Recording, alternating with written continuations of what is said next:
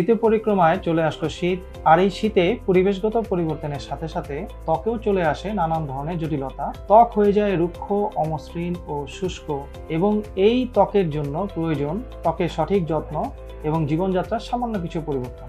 আমি ডাক্তার ইউসুফ সিদ্দিক, চর্ম ও যৌন রোগ বিশেষজ্ঞ। আমি নিয়মিত রোগী দেখছি, সবার ডাক্তার। কিভাবে আমরা শীতকালে ত্বকের যত্ন নিতে পারি? শীতকালে আমরা গোসলের সময়ে অবশ্যই কুসুম কুসুম গরম পানি ব্যবহার করব।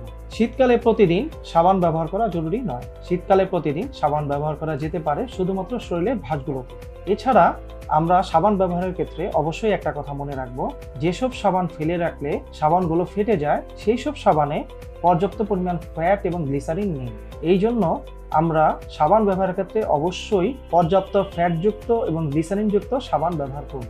এছাড়াও শীতকালে পর্যাপ্ত পরিমাণ ময়শ্চারাইজার ব্যবহার করতে হবে। আর ময়শ্চারাইজার ব্যবহারের ক্ষেত্রে সবসময় মনে রাখতে হবে, আমরা লোশন জাতীয় ময়শ্চারাইজার ব্যবহার না করে ক্রিম জাতীয় ময়শ্চারাইজার ব্যবহার করব।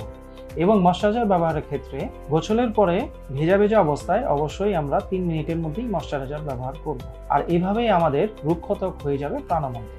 এছাড়াও শীতকালে খুশকি বেড়ে যাওয়া, পা ফাটা, ঠোঁট ফাটা, ত্বক ফেটে যাওয়া, এই ধরনের বেশ কিছু সমস্যা বা জটিলতা শীতকালে হতে পারে। আমরা খুশকি বেড়ে যাওয়ার ক্ষেত্রে 2% কীটকণোদল শ্যাম্পু বা সেলেনিয়াম সালফাইড শ্যাম্পু এগুলো ব্যবহার করতে পারি। এছাড়াও পা ফাটা থেকে মুক্তি পাওয়ার জন্য আমরা নরম জুতা পরব, মোজা পরব এবং ইউরিয়াযুক্ত ক্রিম ব্যবহার করব। এরপরও আমরা এই সমস্যাগুলো থেকে মুক্তি না পেলে একজন চর্মরোগ বিশেষজ্ঞর শরণাপন্ন হব।